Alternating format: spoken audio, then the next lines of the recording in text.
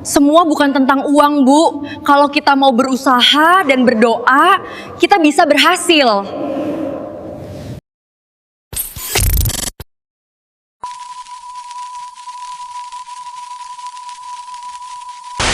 Seringkali dunia menilai kita hanya dari seragam yang kita pakai atau seberapa tebal dompet orang tua kita. Kita dianggap hanya butiran debu di atas mesin-mesin tua, tanpa hak untuk memiliki mimpi yang melangit. Namun, di balik seragam abu-abu yang berbau oli dan serbuk gergaji ini, ada sebuah cahaya yang tak mampu dipadamkan oleh kemiskinan sekalipun. Selamat datang di cerita setengah sadar. Hari ini, kita akan menyaksikan perjuangan Larasati, seorang gadis SMK yang mencoba membuktikan bahwa kecerdasan tidak butuh kemewahan, dan kejujuran adalah mata uang yang takkan pernah bisa dipalsukan. Mari kita selami kisahnya. Di sebuah sudut bengkel kayu SMK Harapan Bangsa, Larasati duduk termenung sambil menggenggam selembar brosur Olimpiade Matematika yang sudah kumal. Suara mesin serut kayu dan bau serbuk gergaji menjadi latar kesehariannya, jauh dari kemewahan fasilitas sekolah elit di pusat kota. Ia tahu bahwa mimpinya terlalu tinggi untuk seorang gadis yang seragamnya selalu tercium bau oli dan keringat. Namun, setiap kali ia menatap angka-angka di atas kertas, Laras merasa memiliki dunia di mana ia adalah penguasa mutlaknya. Laras segera menyembunyikan kertas itu ketika beberapa teman kelasnya lewat sambil tertawa mengejek tentang masa depan mereka sebagai buruh. Bagi mereka, sekolah hanya sekadar formalitas sebelum akhirnya terjun ke pabrik-pabrik besar sebagai operator mesin. Laras hanya tersenyum tipis, tidak ingin membalas karena ia tahu energi itu lebih baik disimpan untuk belajar di bawah lampu minyak. Baginya, setiap angka adalah anak tangga yang akan membawanya keluar dari jerat kemiskinan yang mencekik. Sore itu, ia pulang ke rumah kontrakan sempit yang dihuni bersama ayahnya, Pak Surya, yang sedang mencoba membetulkan kursi kayu dengan kaki yang pincang. Pak Surya tersenyum melihat anak semata wayangnya pulang, meski ia tahu ada beban berat yang disembunyikan di balik tas sekolah Laras yang sudah jebol di bagian bawah. Ayahnya adalah satu-satunya alasan mengapa Laras tetap bertahan meski perut seringkali keroncongan di tengah pelajaran. Mereka berbagi sepotong tempe goreng dalam keheningan yang penuh kasih sayang dan harapan yang tak terucap. Laras kemudian menunjukkan brosur Olimpiade itu kepada ayahnya dengan tangan yang sedikit gemetar karena ragu. Pak Surya berhenti bekerja, mengambil kacamata tuanya yang sudah retak, dan membaca setiap kata dengan teliti hingga matanya berkaca-kaca. Ia mengusap kepala Laras dan berjanji akan mencari cara agar putrinya bisa ikut serta, meski ia harus bekerja lembur sebagai tukang sol sepatu di malam hari.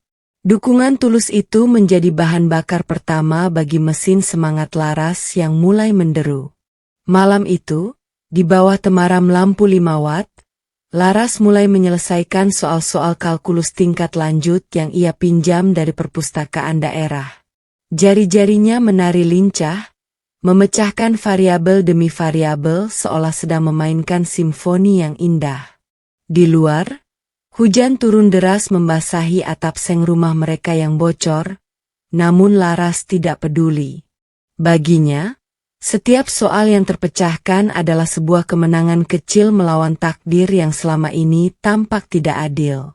Keesokan harinya, Laras memberanikan diri menemui Pak Budi di ruang guru yang sesak dengan tumpukan buku administrasi. Pak Budi adalah seorang guru matematika yang sederhana, yang lebih sering memakai seragam yang sudah pudar warnanya demi menabung untuk murid-muridnya yang kurang mampu. Ketika Laras menyodorkan formulir pendaftaran Olimpiade, Pak Budi sempat terdiam cukup lama sambil memandangi wajah muridnya yang penuh tekad. Ia tahu jalan yang akan ditempuh Laras tidak akan mudah, terutama karena ia berasal dari sekolah kejuruan. Pak Budi menjelaskan bahwa biaya pendaftaran dan akomodasi ke ibu kota tidaklah murah, apalagi pihak sekolah tidak memiliki anggaran untuk lomba akademi seperti ini. Namun, melihat binar di mata Laras, Pak Budi merasa berdosa jika harus memadamkan api semangat itu begitu saja. Ia meyakinkan Laras bahwa ia akan mengusahakan dana tersebut, meskipun ia sendiri belum tahu dari mana asalnya. Baginya, bakat Laras adalah permata yang terkubur di dalam lumpur dan harus segera diselamatkan. Tanpa sepengetahuan Laras, Pak Budi mendatangi kepala sekolah untuk mengajukan bantuan, namun hasilnya nihil karena anggaran sedang fokus pada perbaikan mesin bubut. Tidak menyerah, Pak Budi akhirnya memutuskan untuk menggadaikan satu-satunya sepeda motor tua miliknya ke Pegadaian di pasar. Ia merasa motor itu bisa diganti, tapi kesempatan bagi anak jenius seperti Laras mungkin tidak akan datang untuk kedua kalinya. Tindakan ini ia lakukan secara diam-diam agar Laras tidak merasa terbebani secara mental. Laras mulai menjalani bimbingan intensif setiap sore di ruang kelas yang kosong bersama Pak Budi yang selalu sabar memberikan tantangan soal baru. Pak Budi menyadari bahwa logika Laras bukan sekadar menghafal rumus, melainkan memahami esensi dari setiap hukum alam yang diwakili angka. Mereka seringkali baru pulang saat matahari sudah terbenam, dengan sisa kapur tulis yang mengotori tangan dan baju mereka. Ikatan antara guru dan murid ini menjadi fondasi yang sangat kuat untuk menghadapi badai di depan. Sebelum pulang, Pak Budi memberikan sebuah buku tebal berisi kumpulan soal Olimpiade Internasional tahun-tahun sebelumnya kepada Laras. Ia berpesan agar Laras tidak rendah diri saat bertemu dengan anak-anak dari sekolah ternama nanti di babak penyisihan. Laras menerima buku itu dengan perasaan haru yang luar biasa, menyadari bahwa kini ia memikul harapan gurunya juga. Ia berjanji dalam hati tidak akan menyia-nyiakan pengorbanan siapapun yang telah membantunya berdiri sejauh ini. Pendaftaran Olimpiade membawa Laras ke sebuah pusat perbelanjaan mewah di kota untuk verifikasi dokumen asli. Di sana, untuk pertama kalinya setelah bertahun-tahun, ia melihat sosok wanita anggun yang turun dari mobil mewah dengan pengawalan ketat. Jantung Laras seakan berhenti berdetak saat menyadari bahwa wanita itu adalah Ibu Ratna, ibu kandungnya yang pergi meninggalkannya saat ia masih kecil.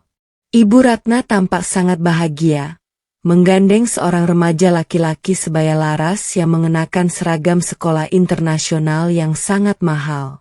Laras terpaku di sudut ruangan, mencoba menahan air mata yang mulai mengaburkan pandangannya saat melihat kemesraan mereka. Ia teringat bagaimana ayahnya harus berjuang sendirian membesarkannya dalam kemiskinan sementara ibunya hidup dalam kemewahan yang tak terbayangkan. Ibu Ratna melewati Laras tanpa menoleh sedikit pun, seolah-olah Laras hanyalah debu yang tidak terlihat di lantai marmer yang mengkilap. Rasa sakit itu berubah menjadi kobaran api kemarahan sekaligus dorongan untuk membuktikan dirinya di mata dunia.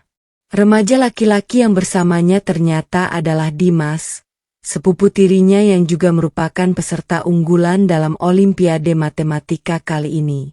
Dimas sempat menatap Laras dengan pandangan meremehkan saat melihat logo SMK di lengan seragam Laras yang sudah agak menguning. Ia melontarkan sindiran tajam tentang bagaimana anak SMK seharusnya berada di bengkel, bukan di tempat yang memerlukan kecerdasan tinggi. Laras hanya terdiam, namun tangannya mengepal kuat di dalam saku roknya yang tambalan. Ibu Ratna akhirnya sempat berhenti sejenak saat namanya dipanggil oleh petugas administrasi, tepat di samping Laras yang sedang mengantre. Laras memberanikan diri menatap mata ibunya, namun yang ia temukan hanyalah tatapan dingin dan raut wajah yang seolah tidak mengenali. Ibu Ratna justru membuang muka dengan cepat, merasa terganggu dengan keberadaan siswi, miskin, yang berdiri terlalu dekat dengan gaun mahalnya. Penolakan secara tidak langsung ini menjadi luka baru yang sangat dalam di hati Laras yang sudah lama rapuh. Setelah urusan selesai, Laras berlari keluar dari gedung mewah itu dengan isak tangis yang tertahan di tenggorokan. Ia merasa dunia sangat tidak adil, di mana kasih sayang dan pengakuan tampaknya hanya milik mereka yang memiliki harta melimpah. Namun, di tengah kesedihannya, ia teringat wajah ayahnya yang selalu menunggunya dengan senyum tulus di rumah kayu mereka yang reot. Laras menghapus air matanya, menarik napas dalam, dan bersumpah bahwa suatu hari nanti, ibunya akan menyesal karena telah membuang permata demi segenggam perhiasan. Hari seleksi tingkat provinsi tiba, dan Laras datang dengan sepatu yang solnya nyaris lepas, dijepit oleh karet gelang agar tidak copot. Ia berdiri di antara ratusan siswa dari sekolah-sekolah elit yang membawa laptop canggih dan kalkulator grafik terbaru. Laras hanya membawa beberapa pensil 2B, sebuah penghapus kecil, dan papan jalan kayu milik ayahnya yang sudah tua. Banyak peserta lain yang berbisik-bisik sambil menunjuk arahnya, menertawakan penampilannya yang sangat kontras dengan suasana ruangan yang formal. Dimas berada di barisan depan, dikelilingi oleh para pengikutnya yang terus memuji kehebatannya di bidang matematika. Ketika ia melihat Laras masuk, ia dengan sengaja menjegal kaki Laras hingga Laras nyaris terjatuh di depan banyak orang. Tawa pecah di seluruh ruangan, membuat wajah Laras memerah karena malu, namun ia segera bangkit dan merapikan roknya dengan tenang. Ia tidak membalas provokasi itu, karena ia tahu bahwa jawaban terbaik ada di atas kertas ujian nanti. Saat soal dibagikan, keheningan total menyelimuti ruangan besar itu, hanya terdengar suara detak jam dinding yang seakan mengejek para peserta.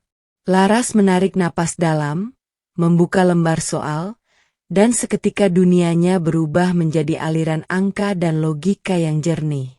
Soal-soal yang membuat peserta lain berkeringat dingin dan menggaruk kepala, justru terasa seperti teka-teki yang menyenangkan bagi Laras. Ia mengerjakan setiap nomor dengan kecepatan luar biasa, tanpa bantuan alat hitung elektronik sedikit pun. Di sisi lain, Dimas mulai terlihat panik karena beberapa soal Olimpiade kali ini jauh lebih sulit dari yang ia pelajari di tempat les mahalnya. Ia melirik ke arah Laras dan terkejut melihat gadis itu sudah membalik halaman ketiga dengan raut wajah yang sangat tenang. Rasa iri mulai merayapi hati Dimas, yang selama ini selalu merasa menjadi yang terbaik karena fasilitas yang ia miliki. Ia mencoba memberikan kode pada temannya untuk mengganggu konsentrasi Laras, namun Laras sudah benar-benar tenggelam dalam dunianya sendiri. Ketika waktu berakhir, Laras menjadi orang pertama yang mengumpulkan lembar jawaban dengan penuh keyakinan di hadapan para pengawas. Pak Budi yang menunggu di luar ruangan menyambutnya dengan cemas, namun senyum tipis Laras memberikan jawaban yang cukup bagi gurunya. Mereka pulang dengan angkutan umum, merasa lega karena tugas pertama telah diselesaikan dengan maksimal. Di dalam hatinya, Laras mulai merasa bahwa status anak SMK bukanlah penghalang, melainkan sebuah identitas unik yang akan ia banggakan. Seminggu kemudian, hasil seleksi tingkat provinsi diumumkan melalui situs resmi Kementerian Pendidikan dan Kebudayaan. Pak Budi dan Laras berkumpul di laboratorium komputer sekolah yang hanya memiliki 3 unit komputer yang berfungsi dengan baik. Internet yang lambat membuat jantung mereka berdegup kencang setiap kali halaman situs memuat ulang dengan sangat perlahan. Di sekitar mereka, beberapa guru lain juga ikut menonton, merasa penasaran dengan nasib siswi kebanggaan sekolah mereka. Saat daftar nama muncul, nama Larasati berada di urutan paling atas dengan nilai yang sangat sempurna, jauh melampaui peserta lainnya. Ruang laboratorium yang biasanya tenang seketika pecah oleh sorak-sorai dan tangis haru dari Pak Budi dan rekan-rekan guru. Nama SMK Harapan Bangsa tercetak jelas di samping nama Laras, mengalahkan nama-nama sekolah internasional yang biasanya mendominasi podium. Ini adalah sejarah baru bagi sekolah mereka, dan berita itu dengan cepat menyebar ke seluruh penjuru desa. Namun, Keberhasilan Laras segera memicu kontroversi di kalangan sekolah-sekolah elit yang merasa harga diri mereka terinjak-injak oleh seorang siswi SMK. Orang tua Dimas, yang merupakan penyumbang dana besar bagi yayasan pendidikannya, langsung mengajukan protes dan menuduh adanya kecurangan dalam penilaian. Mereka tidak percaya bahwa seorang anak dari sekolah kejuruan bisa mendapatkan nilai sempurna tanpa bantuan bocoran soal. Fitnah mulai bertebaran di media sosial, mencoba menjatuhkan mental Laras sebelum babak nasional dimulai. Laras merasa terpukul dengan tuduhan-tuduhan kejam yang dialamatkan kepadanya, terutama ketika identitas ayahnya sebagai buruh cacat mulai diekspos secara negatif. Namun, Pak Surya terus menguatkannya dengan mengatakan bahwa pohon yang tinggi memang akan selalu diterjang angin yang kencang. Ia meminta Laras untuk tetap fokus pada tujuannya dan tidak membiarkan kebencian orang lain merusak kejernihan pikirannya. Laras pun belajar untuk menutup telinga dan fokus melatih kemampuannya lebih keras lagi demi membuktikan kejujurannya. Di saat yang sama, Bapak Hartono, seorang miliarder sukses yang juga memiliki minat besar pada dunia pendidikan, mendengar tentang berita kontroversial ini. Ia merasa tertarik dengan fenomena anak SMK jenius ini dan memutuskan untuk mengikuti perkembangannya secara diam-diam. Bapak Hartono melihat potensi besar dalam diri Laras yang tidak dimiliki oleh anak-anak manja yang hanya mengandalkan fasilitas. Kehadiran sosok misterius ini nantinya akan menjadi kunci penting dalam perjalanan hidup Laras selanjutnya. Laras akhirnya berangkat ke Jakarta untuk mengikuti pelatihan nasional, Pelatnas, sebagai persiapan menuju tahap internasional. Ia tinggal di sebuah asrama mewah bersama para pemenang dari provinsi lain, termasuk Dimas yang berhasil lolos di posisi kedua.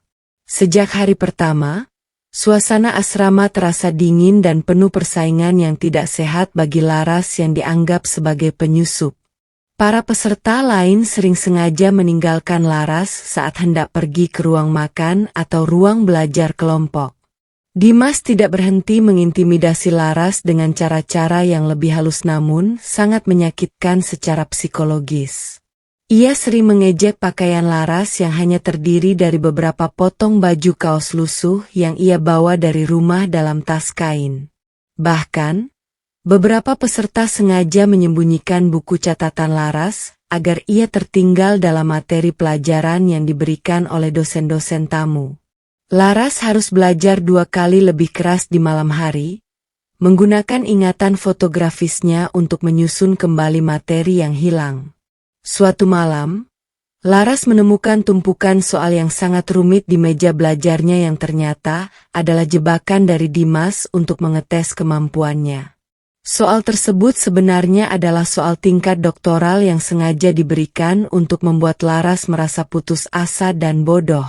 Namun, bukannya menyerah, Laras justru merasa tertantang dan begadang semalaman untuk memecahkan teka-teki matematika tersebut. Esok paginya, ia mengembalikan soal itu kepada Dimas dengan jawaban yang sangat elegan dan ringkas, membuat Dimas terdiam 1000 bahasa. Ketegangan mencapai puncaknya ketika salah satu instruktur Pelatnas kehilangan kunci jawaban ujian akhir simulasi dan menuduh Laras yang mengambilnya. Karena latar belakang sosialnya yang paling rendah, Laras menjadi tersangka utama dalam investigasi internal yang dilakukan secara mendadak. Ia dibawa ke ruang sidang asrama dan diinterogasi oleh para pembina yang tampak sudah terpengaruh oleh opini negatif tentang dirinya. Laras menangis bukan karena takut, tapi karena merasa integritasnya sebagai seorang siswi jujur sedang diinjak-injak. Tepat saat Laras hendak dipulangkan secara tidak hormat, Bapak Hartono muncul di ruangan tersebut sebagai salah satu donatur utama kegiatan Pelatnas.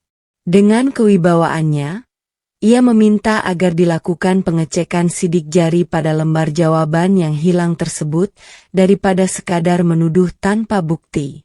Setelah diperiksa, ternyata sidik jari yang ditemukan adalah milik Dimas yang sengaja menyembunyikannya di tas Laras untuk menjebaknya. Kebenaran pun terungkap. dan Laras mendapatkan kembali kehormatannya di depan seluruh peserta pelatnas lainnya.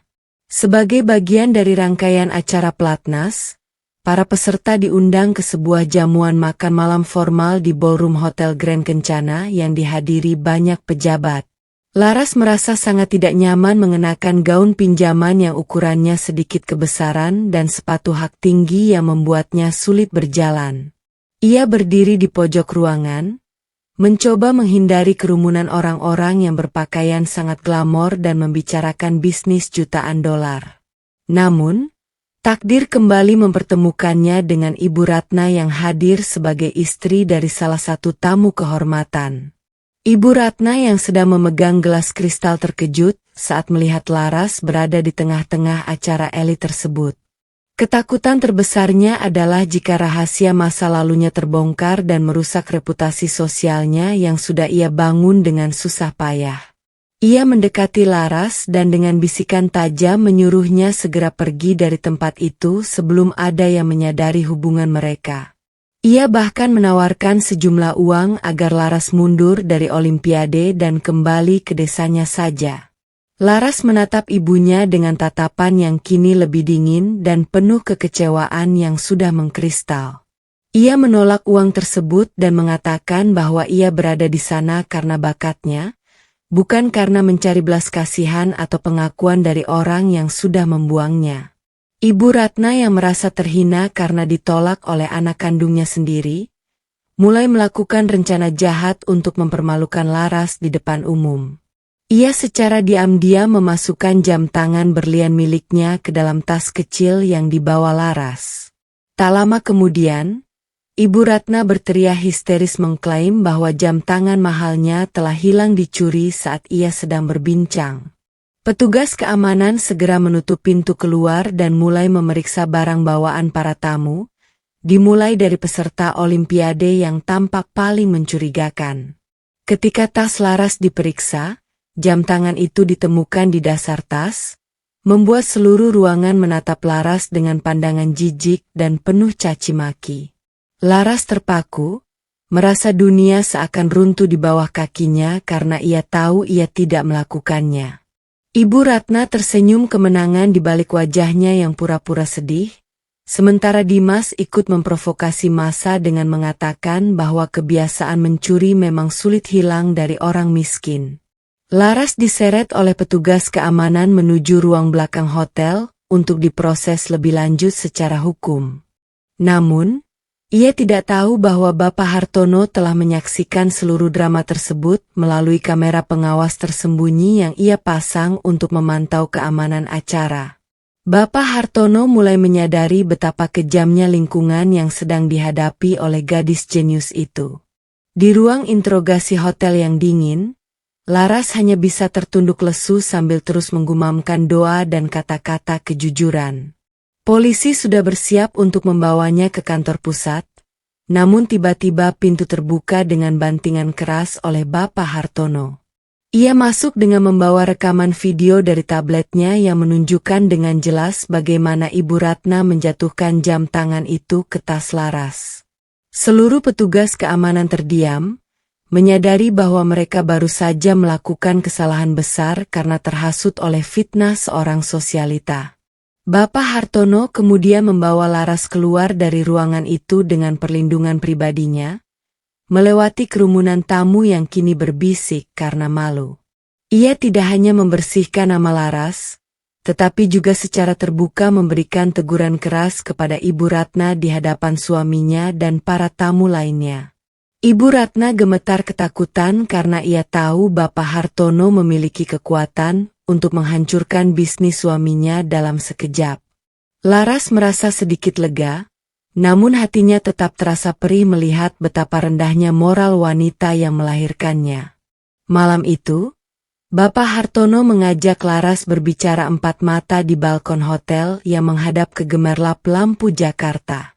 Ia menceritakan bahwa dirinya dulu juga adalah seorang anak yatim piatu yang berjuang dari nol, tanpa bantuan siapapun kecuali kecerdasannya. Ia melihat dirinya yang dulu dalam diri Laras, dan ia berjanji akan menjadi pelindung bagi bakat Laras hingga ia mencapai puncak tertinggi.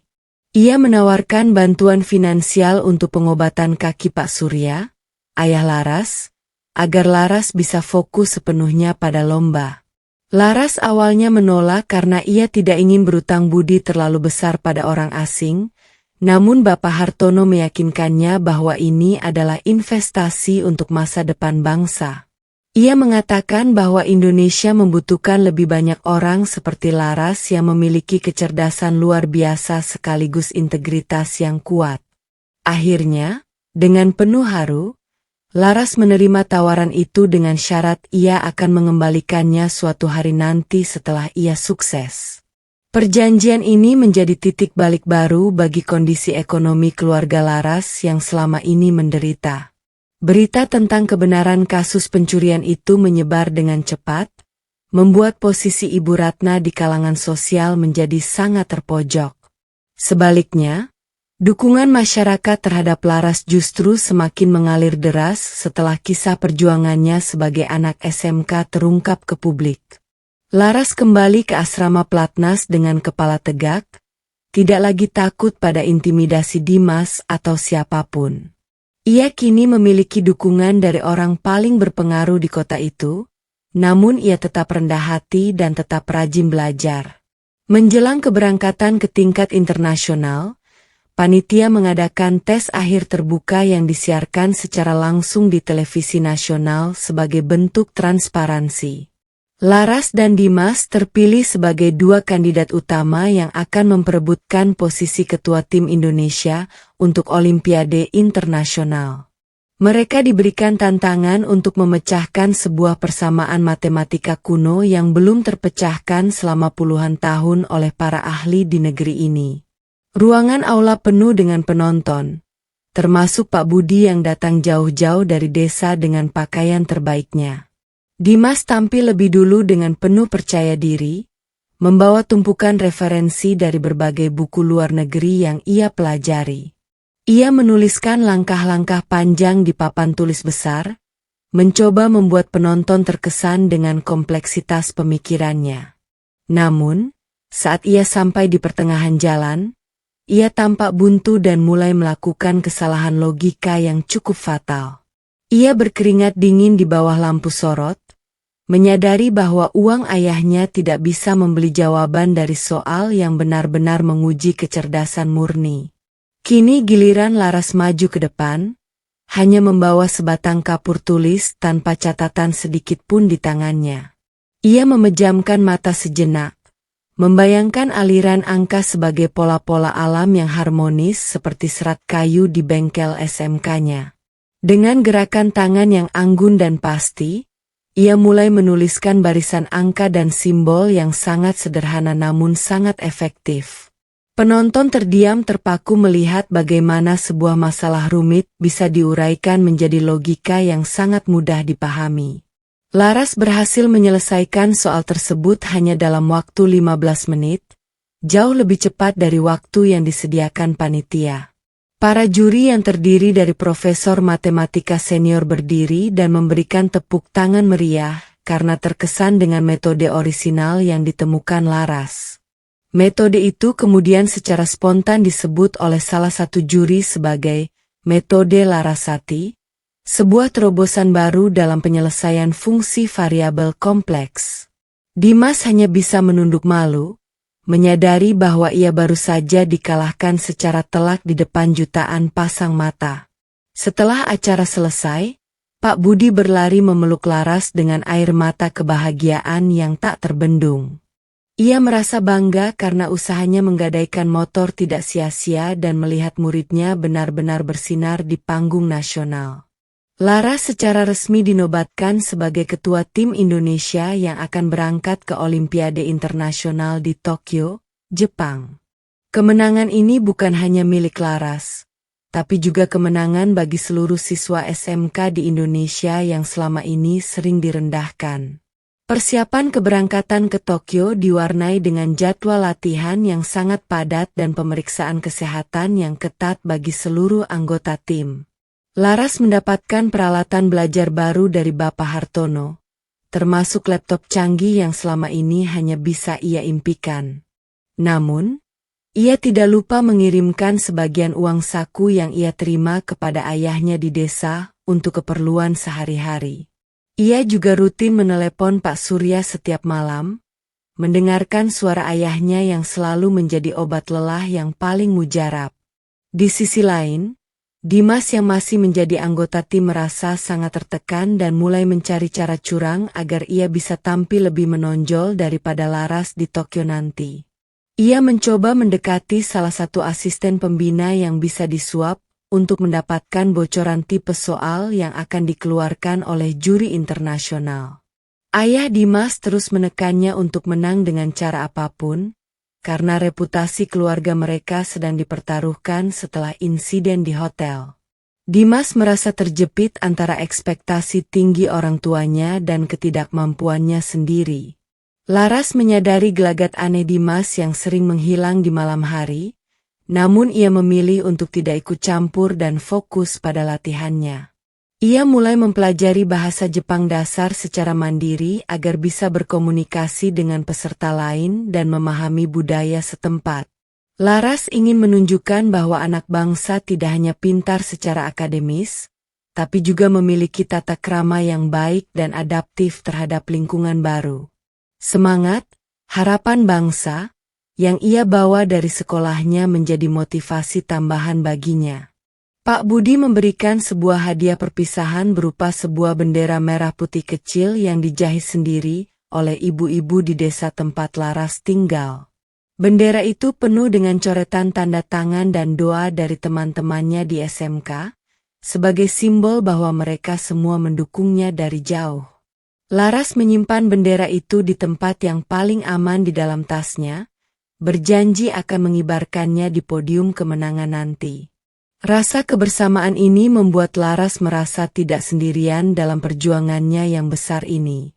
Hari keberangkatan tiba, dan tim Indonesia dilepas secara resmi oleh Menteri Pendidikan di bandara dengan penuh harapan. Laras melambaikan tangan ke arah Pak Budi dan perwakilan Bapak Hartono yang datang melepas mereka dengan senyum bangga. Saat pesawat lepas landas, Laras melihat ke bawah ke arah tanah airnya, berjanji dalam hati akan membawa pulang medali emas. Ia tahu bahwa ribuan anak SMK di Indonesia sedang menantikan kabar baik darinya sebagai bukti bahwa mimpi itu nyata bagi siapa saja. Pesawat mendarat di Bandara Narita, Tokyo, disambut oleh udara musim dingin yang menusuk tulang bagi Laras yang terbiasa dengan iklim tropis. Meskipun kedinginan, Laras terpukau dengan keteraturan dan kecanggihan teknologi yang ia lihat di setiap sudut bandara dan kota Tokyo. Ia merasa seperti masuk ke dalam dunia masa depan yang selama ini hanya ia lihat di buku-buku perpustakaan sekolahnya. Tim Indonesia segera dibawa menuju hotel atlet di daerah Shinjuku yang akan menjadi markas mereka selama kompetisi berlangsung. Di hotel tersebut, Laras bertemu dengan peserta dari berbagai negara maju seperti Amerika Serikat, Rusia, dan Cina yang memiliki reputasi kuat dalam bidang matematika. Ia melihat bagaimana mereka datang dengan tim pendukung yang besar, sementara tim Indonesia hanya terdiri dari beberapa orang saja. Ada sedikit rasa minder yang muncul kembali di hati Laras saat melihat fasilitas latihan negara lain yang sangat lengkap. Namun, ia segera teringat pada papan jalan kayu ayahnya dan kembali menguatkan tekadnya untuk tetap bersaing dengan gagah berani. Selama hari pertama orientasi, Laras menjadi pusat perhatian karena ia adalah satu-satunya peserta yang berasal dari Sekolah Kejuruan Teknik, SMK. Banyak peserta luar negeri yang bingung mengapa seorang calon teknisi ikut dalam kompetisi teori matematika murni tingkat tinggi. Laras menjelaskan dengan bahasa Inggris yang cukup fasih bahwa matematika adalah bahasa universal yang mendasari semua teknologi yang mereka gunakan. Jawaban yang cerdas dan berwibawa ini membuat beberapa peserta dari negara lain mulai menaruh rasa hormat kepadanya. Dimas justru sibuk dengan kegiatan belanja di Tokyo menggunakan kartu kredit ayahnya, seolah ia sedang berlibur daripada sedang berkompetisi. Ia seringkali melewatkan sesi briefing penting yang diberikan oleh panitia internasional mengenai aturan teknis lomba yang sangat ketat. Hal ini membuat Laras merasa khawatir terhadap performa tim secara keseluruhan, karena nilai tim juga diperhitungkan selain nilai individu. Laras mencoba mengingatkan Dimas, namun Dimas justru membentaknya dan mengatakan bahwa Laras tidak perlu mengatur hidupnya. Malam harinya, Laras sulit tidur karena kegugupan yang mulai melanda pikirannya menjelang hari pertama ujian. Ia keluar menuju taman kecil di lantai atas hotel dan menemukan seorang peserta dari Jepang yang juga sedang belajar di tengah kegelapan. Mereka berbincang singkat dan saling bertukar perspektif tentang keindahan matematika dalam struktur bangunan dan alam. Pertemuan ini menyadarkan Laras bahwa di tingkat internasional ini, semua peserta sebenarnya memiliki cinta yang sama terhadap ilmu pengetahuan, melampaui batas negara dan status sosial. Hari ujian pertama dimulai di sebuah aula besar yang dijaga sangat ketat oleh pengawas dari berbagai negara untuk mencegah segala bentuk kecurangan. Setiap peserta diberikan 3 buah soal yang sangat kompleks dengan waktu pengerjaan selama 4,5 jam tanpa jeda. Laras duduk di kursinya, menarik napas panjang, dan mencoba menenangkan detak jantungnya yang berdebu kencang. Begitu tanda mulai berbunyi, ia langsung membuka lembar soal dan mulai membedah variabel demi variabel dengan ketelitian seorang pengrajin kayu. Soal pertama mengenai geometri non-Euclidean berhasil ia selesaikan dengan metode visualisasi ruang yang sangat tajam, hasil latihannya di bengkel sekolah. Soal kedua tentang teori bilangan mulai memberikan tantangan yang sangat berat, menguras seluruh energi mental dan kreativitasnya dalam mencari pembuktian. Laras sempat terhenti beberapa saat ketika ia menemukan sebuah kontradiksi dalam rumusnya sendiri, namun ia segera tenang dan mencari jalur logika alternatif. Keringat dingin mulai bercucuran di dahinya meskipun ruangan itu berpendingin udara yang cukup dingin. Sementara itu, Dimas tampak sangat gelisah di kursinya, terus-menerus melihat jam tangan dan sesekali melirik ke arah peserta di sampingnya. Ia menyadari bahwa soal-soal yang ia dapatkan melalui cara tidak jujur ternyata telah diubah oleh panitia di menit-menit terakhir karena adanya kecurigaan kebocoran. Ia benar-benar buntu dan mulai melakukan kesalahan mendasar yang membuatnya semakin frustrasi dan hampir menangis. Ia baru menyadari bahwa tanpa integritas, kecerdasan yang ia banggakan hanyalah sebuah bangunan rapuh tanpa fondasi. Laras berhasil menyelesaikan soal ketiga tepat 10 menit sebelum waktu berakhir, memberikan waktu baginya untuk memeriksa ulang seluruh langkah pengerjaannya. Ia menemukan satu kesalahan kecil dalam tanda minus yang bisa berakibat fatal pada hasil akhir, dan segera memperbaikinya dengan tangan yang sedikit gemetar. Ketika bel berbunyi, Laras meletakkan pensilnya dengan perasaan lega yang luar biasa, merasa telah memberikan yang terbaik dari kemampuannya. Ia keluar ruangan dengan wajah pucat karena kelelahan mental, namun matanya tetap memancarkan kepuasan. Di luar aula, para pembina tim Indonesia menyambut mereka dengan cemas, mencoba membaca ekspresi dari wajah Laras dan Dimas. Laras memberikan anggukan kecil tanda optimis, sementara Dimas langsung berlari menjauh menuju kamar tanpa mengucapkan sepatah kata pun. Kabar tentang kesulitan soal hari pertama menyebar luas, di mana banyak peserta dari negara unggulan pun gagal menyelesaikan soal ketiga. Laras mulai merasa bahwa peluang Indonesia untuk mendapatkan medali kali ini benar-benar terbuka lebar berkat ketenangannya. Malam sebelum ujian hari kedua, suasana di dalam tim Indonesia menjadi sangat tegang karena hasil sementara hari pertama menempatkan Laras di peringkat 10 besar dunia. Hal ini membuat Dimas semakin merasa terancam dan takut akan kemarahan ayahnya jika ia pulang tanpa hasil yang membanggakan. Dalam keputusasaannya, Dimas melakukan tindakan nekat dengan merusak laptop Laras yang berisi catatan rumus penting dan data riset pribadinya. Ia menuangkan segelas air secara sengaja ke atas keyboard laptop tersebut saat Laras sedang pergi ke kamar mandi. Laras sangat terkejut dan sedih saat menemukan laptopnya mati total dan semua data pentingnya tidak bisa diakses sama sekali.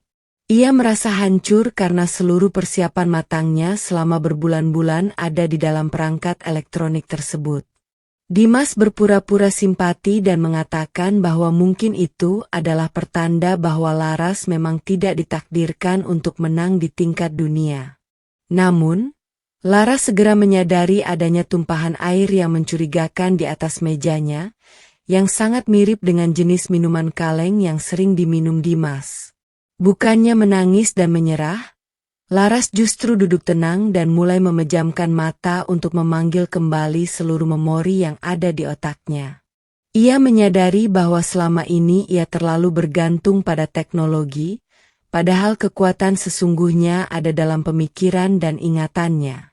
Ia mulai menuliskan kembali rumus-rumus kunci di atas kertas manual dengan kecepatan yang luar biasa, seolah-olah ia sedang memindahkan data dari komputer ke kertas. Kekuatan mental Laras yang terbentuk dari penderitaan hidup di desa kini menjadi penyelamat utamanya. Malam itu, Laras tidak tidur untuk memastikan semua persiapannya kembali pulih secara manual tanpa bantuan komputer yang rusak. Ia juga memaafkan Dimas dalam hatinya, bukan karena ia lemah, tapi karena ia tidak ingin membawa beban kebencian ke dalam ruang ujian esok hari. Laras tahu bahwa fokus adalah kunci kemenangan, dan kebencian hanya akan mengeruhkan jernihnya logika yang ia butuhkan. Ia meminum segelas air putih hangat dan melakukan meditasi singkat di bawah langit malam Tokyo yang berbintang. Keesokan paginya, Laras datang ke aula ujian dengan wajah yang lebih segar dan tenang daripada hari sebelumnya, mengejutkan Dimas yang mengira Laras akan hancur secara mental. Laras hanya tersenyum tipis kepada Dimas, sebuah senyuman yang penuh dengan kekuatan dan kematangan karakter yang jauh melampaui usianya. Ia kini siap menghadapi babak final dengan senjata yang paling murni, yaitu otak dan hatinya yang jujur. Hari kedua ini akan menjadi penentu apakah ia bisa membuktikan bahwa anak SMK bisa menaklukkan puncak dunia. Ujian hari kedua menyajikan soal-soal yang lebih berfokus pada aplikasi matematika dalam teknologi modern dan pemecahan masalah real. Salah satu soal meminta peserta untuk merancang model matematika untuk optimasi struktur jembatan dengan bahan minimal namun kekuatan maksimal. Bagi peserta lain, ini adalah soal abstrak yang sangat sulit. Namun bagi Laras, ini adalah makanan sehari-hari di jurusan teknik bangunannya. Ia langsung bisa membayangkan distribusi beban dan tegangan material seolah ia sedang membangunnya langsung di bengkel. Laras menuliskan langkah-langkah solusinya dengan sangat mendetail, menghubungkan teori matematika murni dengan praktik keteknikan yang sangat presisi. Pengawas yang lewat di belakangnya sempat berhenti sejenak, terpukau melihat cara Laras menyelesaikan masalah tersebut dengan pendekatan yang sangat orisinal. Laras tidak hanya memberikan jawaban angka, tetapi juga penjelasan logis mengapa model tersebut adalah yang paling efisien secara struktural. Ia benar-benar menunjukkan jati dirinya sebagai seorang siswi SMK yang cerdas secara praktis. Dimas, di sisi lain, mulai mengalami gangguan kecemasan karena tekanan yang terlalu besar yang ia ciptakan sendiri. Tangannya gemetar saat mencoba menuliskan rumus, dan ia terus-menerus menghapus jawabannya karena merasa tidak yakin. Ia melihat Laras yang begitu tenang bekerja, dan rasa penyesalan mulai muncul di benaknya atas segala perbuatan jahat yang ia lakukan. Namun, egonya masih terlalu besar untuk mengakui kesalahan, dan ia tetap berjuang sebisanya meskipun hasilnya jauh dari kata maksimal. Soal terakhir dalam Olimpiade ini adalah sebuah bonus challenge yang sangat legendaris karena belum pernah ada peserta yang menyelesaikannya secara sempurna dalam sejarah. Laras menatap soal itu dengan penuh rasa ingin tahu, merasa tertantang untuk meninggalkan jejak sejarah di kompetisi ini. Ia menggunakan sisa waktu 1 jam terakhir untuk benar-benar mendalami esensi dari soal tersebut, mengabaikan segala kegaduhan kecil di sekitarnya. Dengan penuh keberanian, ia memulai baris pertama pembuktiannya di atas lembar jawaban tambahan. Ketika waktu ujian berakhir, Laras menyerahkan lembar jawabannya dengan tangan yang gemetar karena kelelahan, namun wajahnya bersinar terang. Ia merasa seperti baru saja menyelesaikan sebuah mahakarya yang sangat indah dan memuaskan jiwanya sebagai seorang pencinta ilmu. Ia keluar dari gedung ujian disambut oleh dinginnya angin Tokyo yang kini terasa sangat menyegarkan dan penuh kemenangan. Apapun hasilnya nanti, Laras tahu bahwa ia telah memberikan segala yang ia miliki untuk nama Indonesia. 3 hari setelah ujian berakhir adalah masa penantian yang paling menyiksa bagi seluruh peserta, karena juri harus memeriksa ribuan lembar jawaban secara sangat detail. Tim Indonesia mengisi waktu dengan berkeliling tempat-tempat bersejarah di Tokyo, namun pikiran mereka tetap tertuju pada gedung pengumuman. Laras sering terlihat duduk sendirian di taman, menggenggam bendera merah putih kecil pemberian teman-temannya di desa sebagai sumber kekuatan. Ia merasa rindu yang sangat mendalam kepada ayahnya dan ingin segera mengabarkan hasil perjuangannya. Dimas yang kini tampak lebih pendiam dan rendah diri, akhirnya memberanikan diri untuk mendekati Laras dan meminta maaf atas segala perbuatannya. Ia mengakui bahwa ia sangat iri dengan bakat alami Laras dan merasa terancam dengan keberhasilan yang diraih Laras dari nol. Laras menerima permintaan maaf itu dengan tulus, menyadari bahwa Dimas juga adalah korban dari sistem asuhan orang tuanya yang salah. Mereka berdua pun mulai berbincang dengan lebih terbuka tentang impian masing-masing setelah Olimpiade ini selesai. Selama masa penantian, berita tentang performa luar biasa Laras mulai bocor ke media internasional melalui komentar-komentar para juri di media sosial. Beberapa media Jepang bahkan mulai menjuluki Laras sebagai The SMK Genius from Indonesia, yang membawa perspektif baru dalam dunia Olimpiade Matematika. Kabar ini sampai ke telinga Pak Surya dan Pak Budi di desa, membuat mereka menjadi sangat populer di kalangan wartawan lokal yang mulai mendatangi sekolah mereka. Kebanggaan mulai menyelimuti seluruh desa, menantikan kepulangan pahlawan mereka. Bapak Hartono yang memantau dari Jakarta merasa sangat bangga dan menyiapkan kejutan besar untuk penyambutan Laras nanti. Ia menyadari bahwa Laras bukan hanya aset bagi keluarganya, tapi aset berharga bagi bangsa yang harus terus dipupuk. Ia mulai menyusun rencana untuk membangun sebuah pusat pelatihan matematika di sekolah Laras sebagai bentuk apresiasi atas perjuangannya. Semangat Laras telah menginspirasi banyak pihak untuk lebih peduli pada kualitas pendidikan di sekolah-sekolah kejuruan yang selama ini terabaikan. Malam sebelum pengumuman, Laras bermimpi melihat ibunya, Ibu Ratna, datang kepadanya dan memeluknya sambil menangis meminta maaf. Namun, saat ia terbangun, ia menyadari bahwa itu hanya mimpi, dan kenyataan bahwa ibunya masih bersikap dingin adalah luka yang harus ia terima.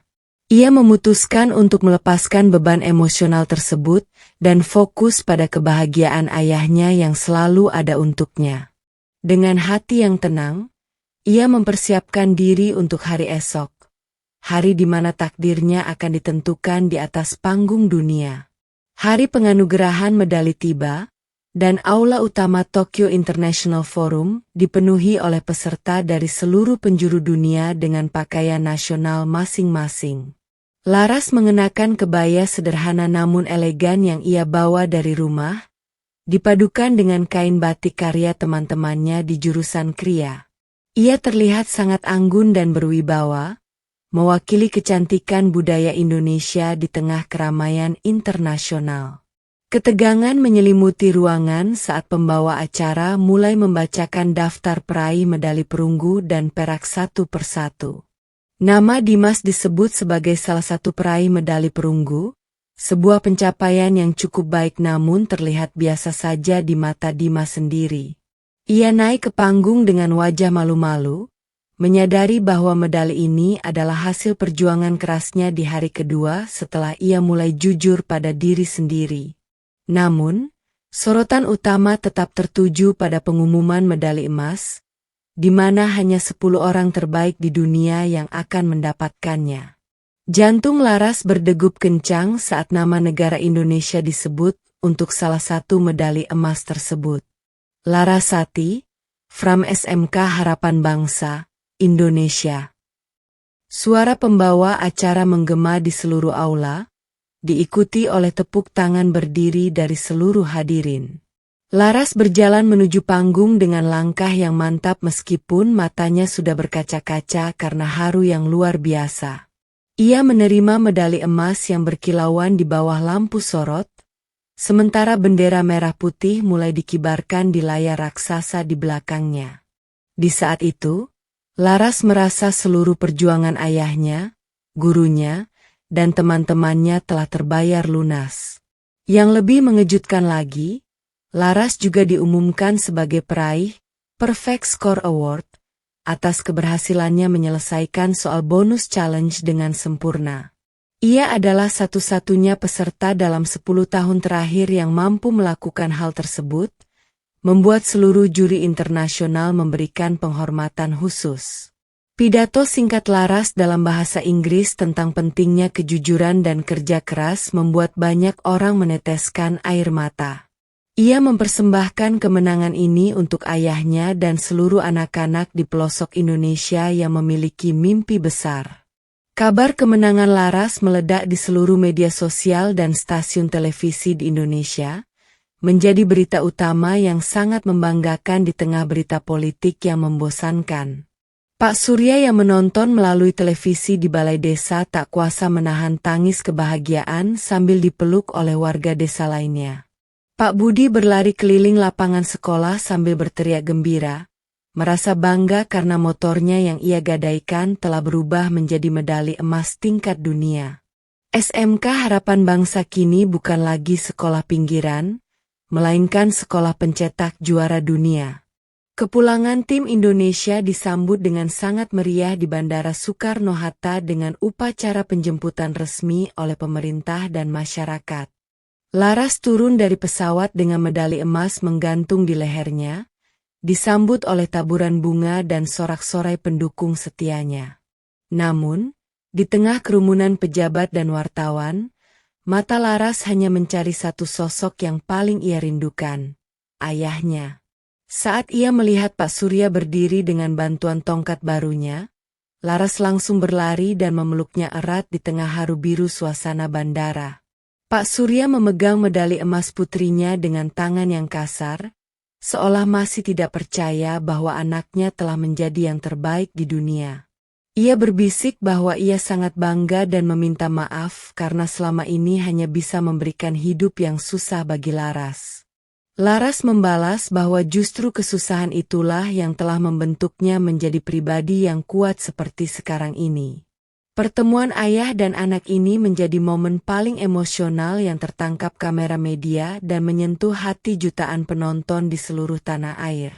Di sela-sela acara penjemputan, Ibu Ratna mencoba mendekati Laras dengan wajah manis yang dibuat-buat di depan kamera wartawan untuk memperbaiki citranya.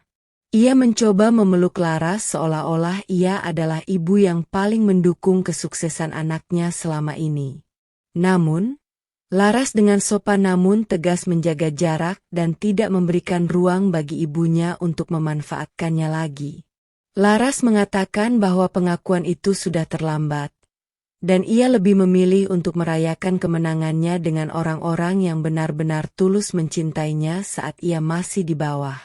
Bapak Hartono yang juga hadir di sana memberikan selamat secara pribadi kepada Laras dan mengumumkan pemberian beasiswa penuh hingga tingkat doktoral di luar negeri. Selain itu, ia juga memberikan sebuah rumah baru yang layak dan modal usaha bagi Pak Surya agar ia tidak perlu bekerja kasar lagi. Laras merasa sangat bersyukur atas segala keberkahan yang datang bertubi-tubi dalam hidupnya setelah melewati badai yang begitu besar. Ia menyadari bahwa keajaiban benar-benar ada bagi mereka yang mau berusaha dan tetap berada di jalan yang benar.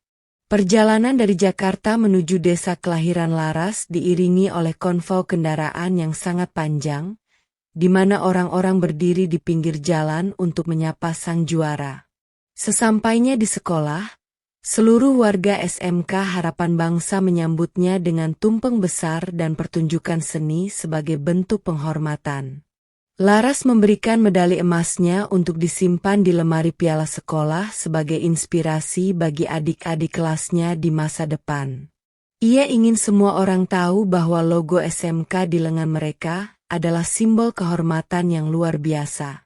Keberhasilan Laras membawa perubahan besar bagi persepsi masyarakat terhadap pendidikan kejuruan di seluruh Indonesia secara nasional. Pemerintah mulai mengalokasikan anggaran yang lebih besar untuk modernisasi fasilitas SMK dan peningkatan kualitas guru matematika dan sains di sekolah kejuruan. Banyak perusahaan besar mulai melirik lulusan SMK bukan hanya sebagai pekerja kasar, tapi juga sebagai pemikir strategis dan inovatif. Laras menjadi ikon perubahan yang meruntuhkan tembok pembatas antara sekolah umum dan sekolah kejuruan. SMK Harapan Bangsa sendiri mendapatkan bantuan renovasi total dari Bapak Hartono dan Kementerian Pendidikan, menjadikannya sekolah model bagi daerah sekitarnya. Pak Budi mendapatkan penghargaan sebagai Guru Inspiratif Nasional, dan motor tuanya berhasil ditebus kembali bahkan diganti dengan yang jauh lebih baik oleh warga desa. Hubungan antara guru, siswa, dan masyarakat di desa tersebut menjadi semakin kuat karena mereka telah membuktikan kekuatan kerjasama dalam meraih mimpi. Laras seringkali datang ke sekolah untuk memberikan motivasi dan bimbingan bagi klub matematika yang baru dibentuk. Dimas, setelah kekalahannya dan proses refleksi panjangnya, memutuskan untuk pindah ke sekolah negeri dan meninggalkan gaya hidup mewahnya yang semu. Ia mulai belajar dari nol tentang arti kerja keras dan kejujuran tanpa bantuan kekuasaan ayahnya yang kini sedang diperiksa kepolisian karena kasus korupsi. Sesekali ia mengirim pesan kepada Laras untuk meminta bantuan soal matematika, dan hubungan mereka pun perlahan membaik menjadi pertemanan yang sehat. Dimas menyadari bahwa kebahagiaan sejati bukan terletak pada apa yang kita miliki, tapi pada apa yang kita capai dengan usaha sendiri. Ibu Ratna akhirnya mendapatkan hukuman sosial dari lingkungannya karena kebohongannya terungkap secara luas di media massa dan internet. Suami kayanya memutuskan untuk menceraikannya karena merasa malu memiliki istri yang tega memfitnah anak kandungnya sendiri demi reputasi semata. Ia hidup dalam kesendirian dan penyesalan di sebuah apartemen kecil, seringkali menangis saat melihat wajah Laras yang tersenyum di layar televisi sebagai pahlawan bangsa. Penyesalan memang selalu datang terlambat, namun itu adalah konsekuensi dari pilihan hidup yang ia ambil bertahun-tahun lalu.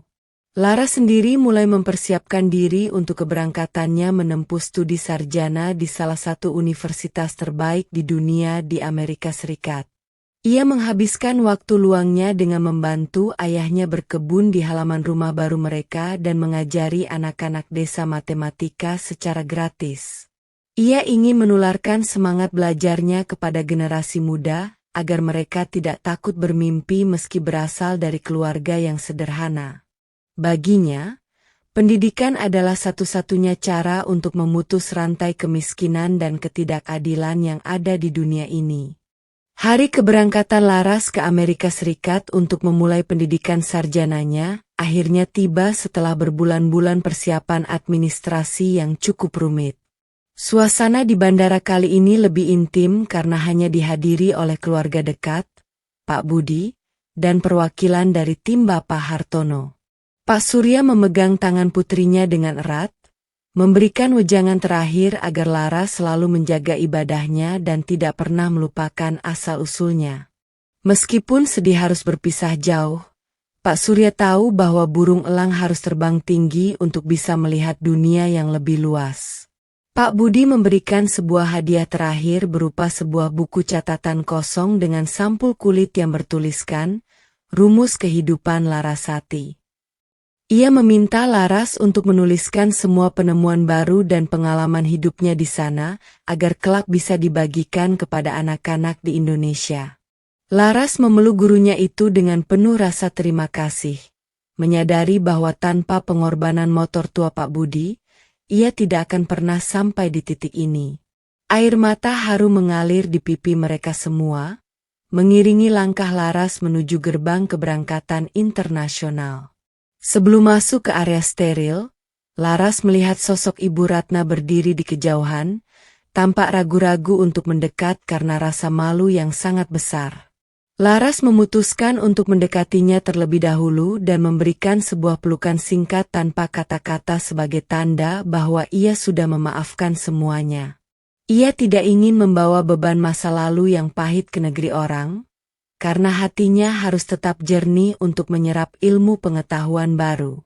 Ibu Ratna hanya bisa menangis sesenggukan, menyadari betapa mulianya hati anak yang pernah ia sia-siakan itu. Laras melambaikan tangan untuk terakhir kalinya sebelum menghilang di balik pintu pemeriksaan keamanan bandara menuju pesawat yang akan membawanya terbang jauh. Di dalam pesawat, ia duduk di dekat jendela dan menatap hamparan kepulauan Indonesia yang sangat indah dari ketinggian ribuan kaki. Ia merasa bangga telah menjadi bagian dari bangsa ini dan berjanji akan kembali setelah studinya selesai untuk membangun tanah airnya. Tekadnya sudah bulat untuk menjadi ilmuwan kelas dunia yang tetap memiliki jiwa, anak bengkel, yang praktis dan tangguh. Malam harinya, di desa SMK Harapan Bangsa, warga mengadakan doa bersama untuk keselamatan dan kesuksesan Laras di negeri orang yang sangat jauh itu. Pak Surya duduk di teras rumah barunya, menatap bintang-bintang yang sangat terang, membayangkan anaknya sedang berada di antara bintang-bintang tersebut. Ia merasa damai karena misinya sebagai seorang ayah telah berhasil menghantarkan anaknya melewati gerbang kesuksesan yang paling tinggi. Cerita tentang Laras kini telah menjadi legenda hidup yang diceritakan kepada setiap anak kecil di desa itu sebagai pengantar tidur. Beberapa tahun kemudian, sebuah pusat riset matematika dan teknologi tercanggih di Asia Tenggara resmi dibuka di pinggiran sebuah kota kecil di Jawa.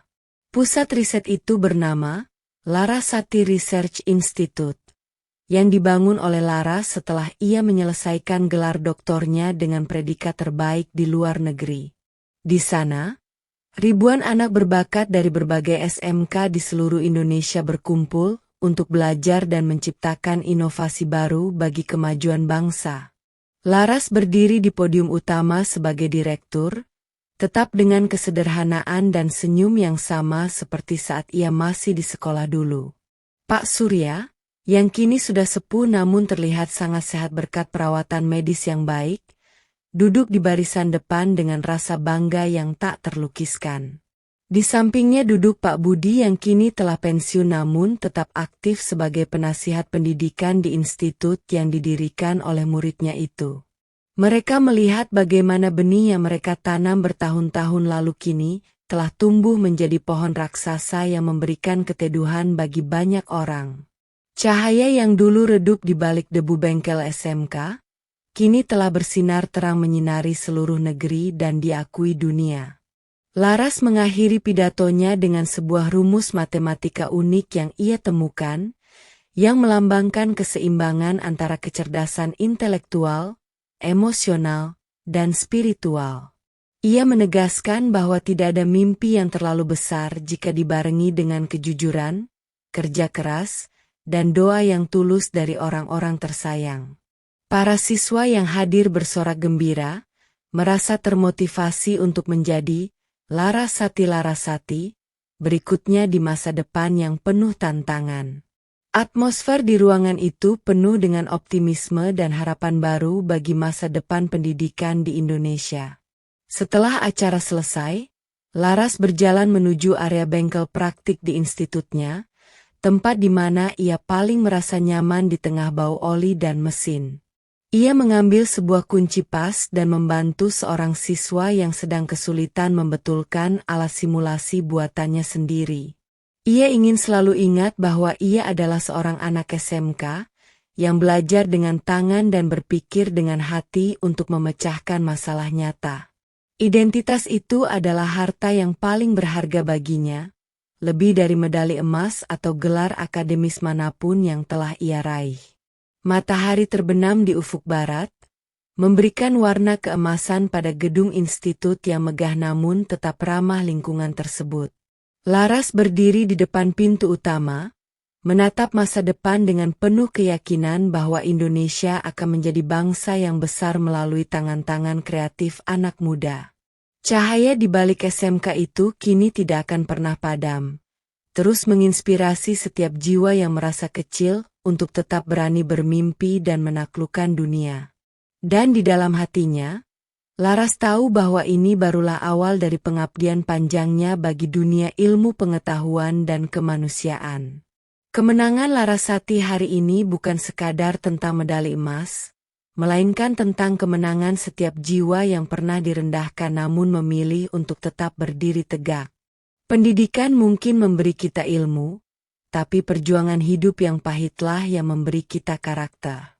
Semoga kisah dari cerita setengah sadar kali ini menjadi pengingat bagi kita semua, bahwa tidak peduli di mana kita bersekolah atau dari mana kita berasal, cahaya yang ada di dalam diri kita akan selalu menemukan jalannya untuk bersinar. Saya, nama narator admin, pamit undur diri.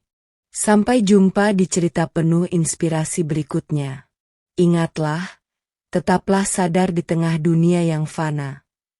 Sebelum kita melihat bagaimana Larasati menghadapi fitnah besar yang menimpanya, jika Anda merasa kisah ini menyentuh hati dan mengingatkan kita pada perjuangan anak-anak bangsa yang tulus, luangkan waktu 1 detik untuk menekan tombol like. Jangan lupa klik subscribe dan aktifkan loncengnya, agar Anda tidak tertinggal setiap babak perjuangan Larasati di kanal Cerita Setengah Sadar. Dukungan Anda sangat berarti bagi kami untuk terus menghidupkan cerita-cerita yang penuh makna seperti ini.